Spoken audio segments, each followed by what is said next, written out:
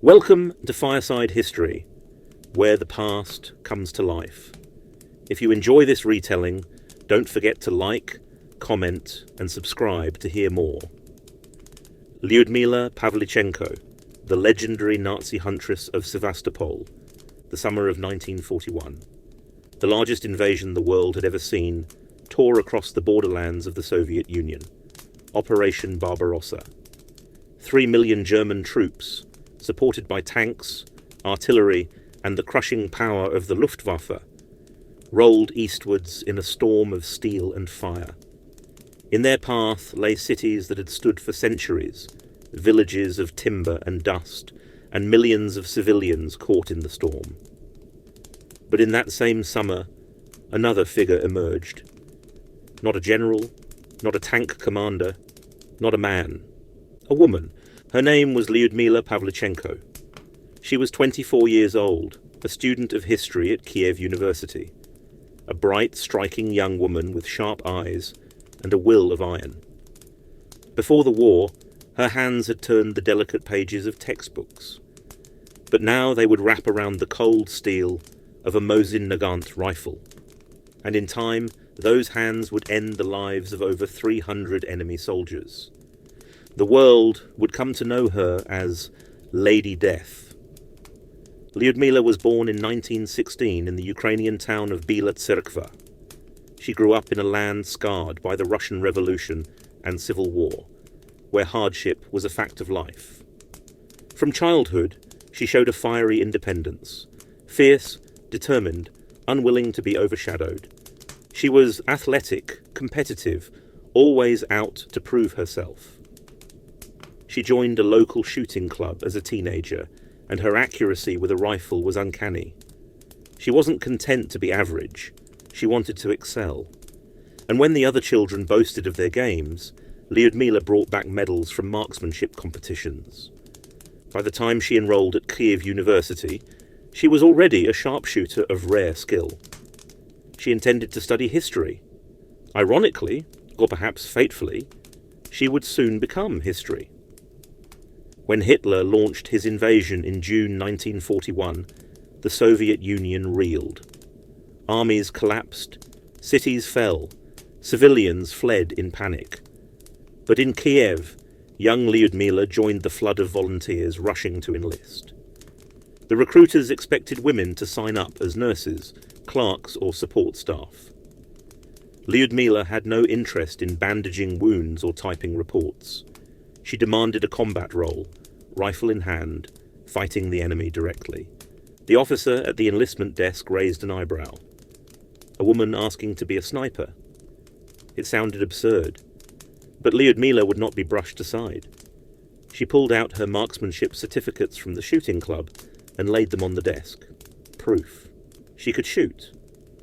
And shoot she did. She was accepted into the Red Army's 25th Rifle Division, not as a nurse, but as a sniper. Imagine her first days at the front. The morning was damp, the earth still slick from rain. Smoke drifted lazily across the ruined village, carrying the sour stench of burning that clung to everything. Pavlichenko lay on her belly in the rubble of a collapsed wall, her uniform already stained with dirt. Her heart hammered against the ground beneath her chest, each beat loud in her own ears. Through the scope, the world narrowed. A German soldier appeared, no older than she was, maybe younger. He stepped into view casually, his helmet tilted back, rifle slung over one shoulder. He was laughing, calling something to his comrade as they picked their way through the debris. Lyudmila's hands trembled. This was no practice target. This was a man. A human being. She forced her breath steady. In, out. The way she had done 1,000 times before in training. Her cheek pressed hard into the wooden stock of the Mosin Nagant. The crosshairs rose and fell with her breath, hovered over his chest, then climbed to his head. A single squeeze. The recoil slammed her shoulder, sharp and final. The soldier's laugh was cut short. He crumpled like a puppet with its strings cut, dust rising as his body struck the ground. Her stomach lurched. A wave of heat flushed her face. She had done it. She had killed. And now, the second. The comrade turned in shock, eyes wide, scrambling for his rifle. Panic radiated from him, a sudden realization that death was near. He crouched, looking for cover, darting behind a half-collapsed fence.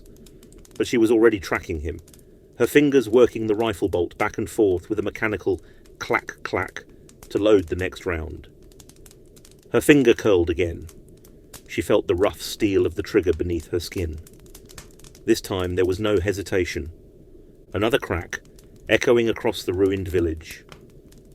The soldier pitched backward, rifle clattering from his hands. His body twitched once, then was still. Silence. Only the faint ringing in her ears and the acrid sting of gunpowder in her nose. 2 men lay dead. The air felt heavier, thicker. Something inside her shifted. She was no longer the history student from Kiev. No longer the girl who had joined the rifle club for sport. She was a sniper now. A killer, forged in an instant by the brutal demand of war. And she would never go back. The Soviet soldiers around her glanced in surprise. She wasn't a nurse. She wasn't a novelty. She was deadly. From that day forward, Lyudmila Pavlichenko's war began in earnest. She quickly earned a reputation. Her kills mounted, not in bursts of action, but in the slow, relentless grind of a sniper's life. Hours spent lying in the dirt, motionless, heart beating slow, eyes searching through the scope. The dangers were immense. German snipers stalked her in return, hunting for a glimpse of sunlight on glass, a shadow on stone, the slightest flicker of movement. It was a duel fought in silence, where the loser never saw their killer. Lyudmila's sharp mind and iron will carried her through. She mastered camouflage, blending into grass, rubble, or snow. She adjusted for wind, distance, and even the shimmer of heat rising from the ground. Each shot was a calculation, each trigger pull a death sentence. She was not reckless, she was methodical, and she kept score. Her division was ordered south toward the Black Sea. The German advance was relentless, driving deeper into Soviet territory. City after city fell. But one fortress still stood proud, Sevastopol, the great naval base of Crimea. To Hitler, its capture was vital. A jewel on the Black Sea, a dagger thrust deep into Soviet defences. To Stalin, its defence was a matter of pride and survival. And into this cauldron, Lyudmila Pavlichenko was sent. Before we reach that storm, pause for a moment to remember her as she was in 1941. 24 years old, dark hair, sharp features and eyes that saw everything. A soldier's uniform hung on her shoulders, its lines not made to flatter but to endure. Her rifle, the Mosin Nagant, 1891-30, fitted with a 3.5 magnification PU scope, weighed over 4 kilograms. It was long, heavy, and unforgiving, but in her hands it became an extension of her will. She carried no illusions. She had seen the battlefield. She knew what it meant to look through that scope and end a man's life. But she did it, again and again. Not for glory, not for revenge, but because if she did not, the Germans would roll on, and the Soviet Union might not survive. As her fame grew, the Red Army began to take notice. She was no longer just one soldier among thousands. She was becoming a symbol, a woman who had stepped beyond expectation, proving that courage and skill had no gender. German soldiers began to whisper about a female sniper stalking the front. The propaganda machines churned. Her image appeared in Soviet newspapers, hailed as an example of patriotism and steel. But fame did not shield her from danger. Every day in the field, she faced death, from bullets, from shells, from the merciless hunt of enemy snipers. Her comrades respected her, but she remained something of an enigma, reserved, self-contained, focused on her rifle and her duty. At night, when others joked or smoked around the fire, she sat quietly, oiling her weapon, adjusting her scope, preparing for the next day's hunt. She was living history, even as she studied it. The road to Sevastopol was a march into fire. German artillery pounded the approaches, turning villages into smouldering ruins.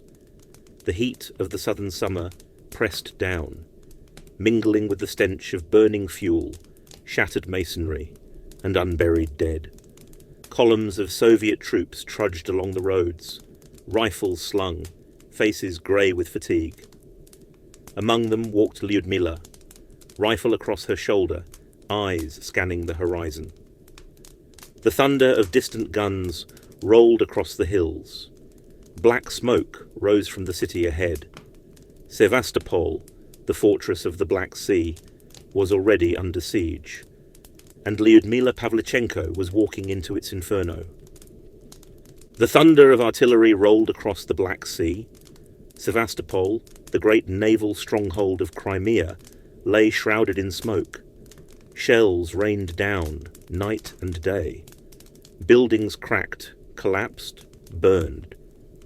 The air was heavy with the acrid taste of cordite and the sour reek of bodies left where they fell. Into this chaos marched Lyudmila Pavlichenko and her division, defenders of a city that Stalin had declared must never fall. The approaches to Sevastopol were lined with trenches, foxholes and makeshift bunkers hacked into the rocky earth. German planes roared overhead, strafing, bombing, reducing the landscape to a hellscape of shattered stone and torn metal. For most soldiers, the siege was a nightmare of ceaseless bombardment. For Pavlichenko, it was a hunter's dream. Every ruin, every shell crater, every collapsed wall became a sniper's nest. She slipped into position before dawn, crawling on her belly through rubble and dust, sliding into shadows where no eye could follow. Her rifle nestled against her cheek. Through the scope, she waited. And always the waiting. Snipers live on patience. Hours without movement, only the blink of an eye, the slow rise and fall of breath. She learned to quiet her body, to let ants crawl across her hand without twitching, to ignore the cramp gnawing at her muscles. She became stone. She became earth. And when her target appeared, a German soldier stepping out of cover, an officer consulting a map, an enemy sniper exposing the slightest glint of glass, she was ready.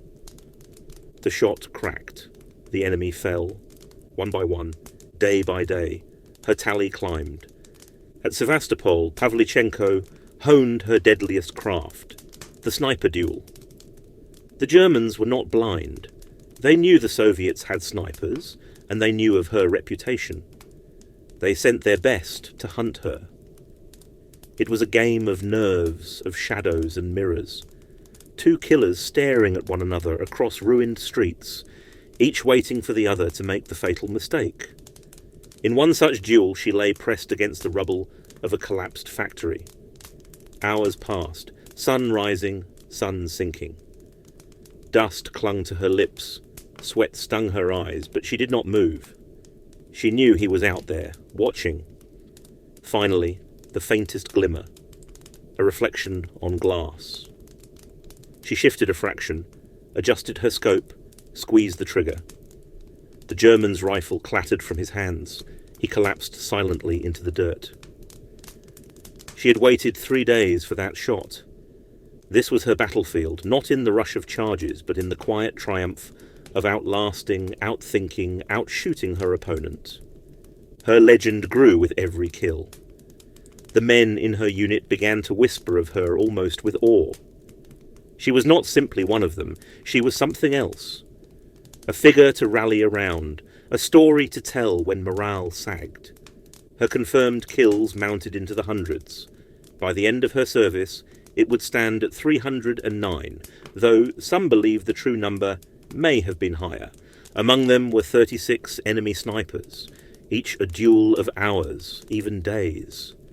Each a battle of patience where one life ended in silence. And with each victory, Pavlichenko became more than flesh and blood. She became Lady Death. But war is never one-sided glory. The siege of Sevastopol was merciless. The Germans pounded the city with the full weight of their arsenal, heavy artillery, Stukas screaming from the skies, flamethrowers clearing trenches in fire and screams. Pavlichenko lived among it all. She was wounded more than once, shrapnel slicing her flesh, concussions ringing her skull. But each time she returned to the front. Her comrades urged her to rest. She refused. On one occasion, a blast knocked her unconscious. She woke in a field hospital, bandaged, disoriented. The doctor told her she should be evacuated. She tore off the bandages and demanded her rifle back. Her duty was not finished.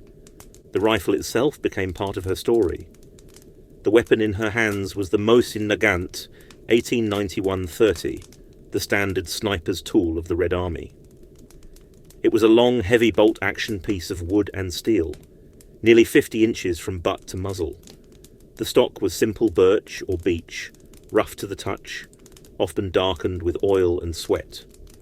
The bolt handle jutted at a sharp angle, stiff when drawn back, then driven forward with a metallic snap to chamber the next round.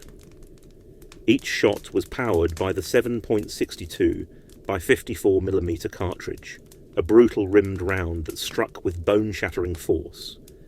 Fitted with a 3.5 magnification scope, its glass fogged easily in the cold, but in skilled hands it could reach out to 600 or 700 meters with lethal precision.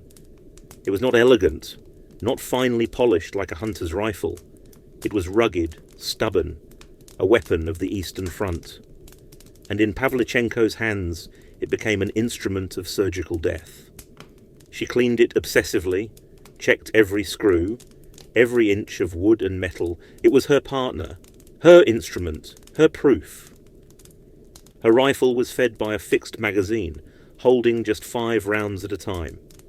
Each one was the heavy 7.62 by 54 rimmed cartridge, long brass cased, with a pointed bullet that struck with savage force. She carried them in 2 worn pouches strapped to her belt, each pouch bulging with stripper clips that held 5 rounds apiece.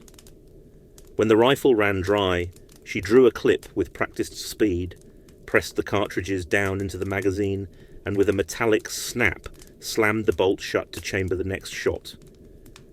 The sound was harsh, mechanical, a steel click that echoed in her bones. The weight of the ammunition tugged at her hips as she crawled, each pouch thumping softly against her side. It was not abundant, not endless. Every bullet had to count. And in her hands every bullet did. She spoke of her Mosin Nagant sniper rifle, later not as an object, but almost as if it were alive. Together she and the rifle stalked the ruins of Sevastopol, cutting down enemy officers, machine gunners and scouts who strayed into her sight. There was no romance to it, only the work, kill after kill after kill. Sevastopol endured for 8 months. 8 months of constant bombardment, hunger, thirst, disease and terror. Civilians cowered in cellars. Soldiers fought street by street, trench by trench. The Black Sea boiled with enemy ships. And in the midst of it all, Lyudmila Pavlichenko became a living myth. But she was still human, still young, still 24. Her letters, fragments of which survive, reveal flashes of doubt, of fatigue, of longing. She missed her studies, her books, the quiet of normal life. She missed laughter. She missed peace. But none of that mattered now. She had been forged by war, and there was no turning back. The Germans hated her. They broadcast messages over loudspeakers across the front lines. Lyudmila Pavlichenko, come over to us. We will give you chocolate and make you a German officer. Then, when that failed, they turned to threats. If we catch you, we will tear you into pieces, 1 for each kill. She ignored them. Their words meant nothing. Her rifle spoke louder. But not even Lady Death was invincible. The intensity of the siege pressed harder and harder. Supplies dwindled, wounds accumulated. Her body, already battered, began to fail. In June 1942, during a particularly brutal bombardment, she was wounded yet again. The shell came without warning, a shriek overhead, a split-second roar, and then the world shattered. The blast ripped into the trench where Pavlichenko crouched, flinging earth and stone into the air like a tidal wave. The concussion knocked the breath from her lungs. Something hot and sharp slashed across her face. She was thrown backwards, ears ringing, vision clouded by dust and blood. Her hand went instinctively to her cheek. It came away slick, red. Shrapnel had torn through the skin near her eye, the pain white-hot, radiating in pulses that made her head swim. For a heartbeat she thought she had gone blind. Shapes flickered, blurred. Her rifle lay half buried in rubble, the scope cracked. Comrades dragged her to cover, voices muffled by the roaring in her ears. She tried to rise, to protest, to claw her way back to the rifle, but her knees buckled, her strength gone. Hands gripped her shoulders, hauling her from the trench as shells continued to fall. The streets of Sevastopol spun past in fragments, black smoke rising from ruins, bodies strewn like rag dolls, the taste of ash thick in the air. She fought them, weakly, insisting she could return, that she must. But the blood pouring from her face betrayed her. At last, she was bundled into a field hospital, the walls trembling with every bombardment, bandages pressed tight against her wounds. The order came down from above. She was finished at the front. Against her will, Lady Death was pulled from Sevastopol, and without her the city itself would soon fall. Her comrades were devastated. The fortress was collapsing, morale was crumbling, and Lady Death was gone. Within weeks, Sevastopol itself would fall, its defenders captured or killed. But Lyudmila Pavlichenko lived. She had given everything she could. And now her war was about to change. The Soviets could not afford to lose her entirely. She had become too valuable, not only as a sniper, but as a symbol. Her fame had spread across the front, across the nation, even across the world. Her next mission would not be behind a scope. It would be on a stage. And in that strange new theatre, she would prove just as formidable. The blast that tore into Lyudmila Pavlichenko's face was meant to end her war. Her comrades thought she might not survive. Shrapnel had struck her near the eye, and she was carried unconscious from the battlefield. When she awoke in the field hospital, blood caked on her skin. She fought to rise, demanding her rifle, but this time there was no return. The Soviet command had decided she was too valuable to risk. Sevastopol was burning. The city would soon fall. But Lyudmila, Lady Death, was withdrawn from the front. Her time as a hunter in the ruins was over. Her new mission was stranger in its way than anything she had faced on the battlefield. She was about to be turned into an emissary, a weapon of another kind, one forged not of steel and gunpowder, but of words and image. In 1942, she was sent across the seas, far from the shattered streets of Crimea. Her destination, the United States. The journey was surreal. Only a year earlier she had been lying in the dirt of Ukraine, ants crawling over her hands as she held her breath for a shot. Now she crossed the ocean to stand before presidents, diplomats, and the curious eyes of the press. Washington, D.C. Summer heat, shimmering off the marble. She was escorted into the White House itself. There, waiting to meet her, was Franklin Delano Roosevelt, President of the United States. And beside him, Eleanor Roosevelt, sharp-minded, fiercely independent, a woman who recognized strength when she saw it. The two women formed an instant bond. Eleanor would later invite Lyudmila to tour the country with her, speaking to audiences, factories, rallies. Together they addressed crowds of thousands. For Pavlichenko, it was a different kind of battlefield. The American press didn't quite know what to do with her. They looked at her uniform, at the medals glittering on her chest, at the rifle mark on her cheek from countless hours behind a scope. And then they asked about her hairstyle, about her skirt length, about her makeup. She was incredulous. She had killed 309 men. She had fought through bombardment and sniper duels, seen comrades cut to pieces, endured wounds that would have broken others.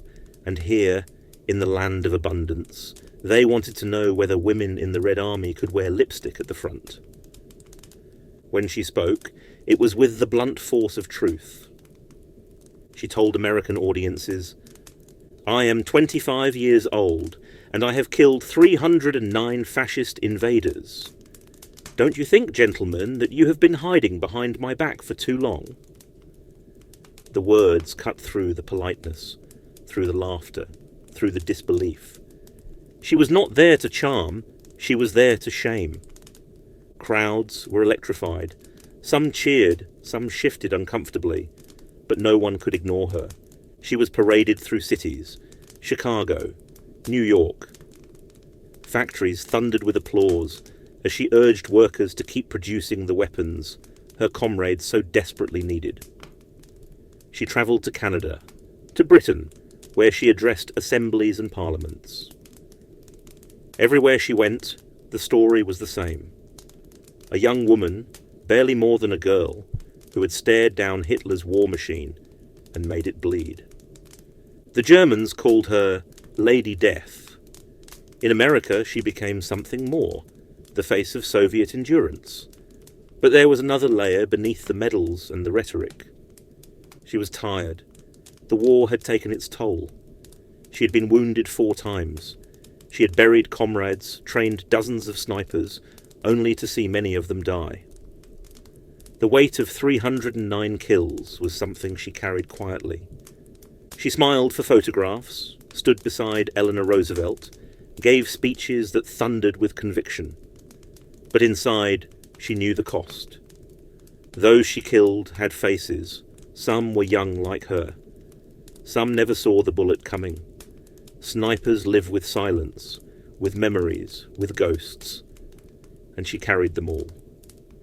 After her tour abroad, she returned to the Soviet Union. The war raged on, but she did not return to the front. She trained snipers, passed on her craft, wrote reports. She had become more symbol than soldier, her fame sealing her fate. Victory eventually came. The Red Army pushed the Germans back, city by city, until Berlin itself fell in 1945. The world rejoiced. But for Pavlichenko, the war had already ended years earlier, in the rubble of Sevastopol. She had survived. That was victory enough. The years after the war were quieter, but never ordinary. She completed her studies in history at Kiev University, fulfilling the promise she had once made to herself before the world was torn apart. She worked as a historian, wrote memoirs, and lived in Moscow. The medals she carried were among the highest the Soviet Union could bestow. She had been named Hero of the Soviet Union, twice decorated with the Order of Lenin. To the state, she was a national heroine, a model of patriotism. But behind the ceremonies, she lived with the lasting scars of battle. The wounds she suffered left her in chronic pain. She endured depression. Like many veterans, she found that peace was not always easier than war. Still, she endured. Her friendship with Eleanor Roosevelt endured as well. Years after the war, the American First Lady travelled to Moscow and visited her. 2 women who had lived through history, who had seen the world's darkest hour, meeting again as friends. Lyudmila Pavlichenko died in 1974 at the age of 58. Her funeral was attended with honour, her name inscribed in the annals of Soviet heroism. But her story did not end there. Today, her memory stands as more than a tale of war. She was a pioneer, a woman who defied expectation, who proved that courage and precision are not bound by gender. She was flesh and blood, young, passionate, determined. She was also myth, Lady Death, the sniper who haunted German soldiers in their nightmares, and she was human, carrying doubts, wounds, and ghosts long after the last shot was fired. Her life forces us to reflect on the contradictions of war, the way it elevates and destroys, the way it forges heroes and scars them forever, the way it asks impossible things of ordinary people and sometimes receives them. Lyudmila Pavlichenko was a woman who walked through fire and did not turn away. A woman who became history even as she studied it. The legendary Nazi Huntress of Sevastopol. Thank you for listening to Fireside History. If this story moved you, please like, comment and subscribe. Your support helps keep the creative fire burning.